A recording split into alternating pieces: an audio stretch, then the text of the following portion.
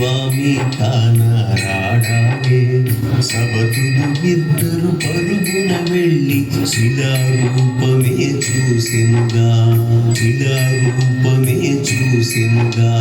చలనము లేని స్వామిని గాచి పలుకే లేని పతిని చూసి పదముల చెంతని శిరమును వాల్చి గోడు గోడునా విలపించెనుగా, గోడు గోడునా విలపించెనుగా, గోడు గోడునా విలపించెనుగా.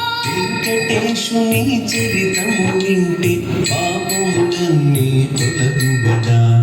ఏడు కొండలు ఎక్కినంతని మనసే పరవశించుగా.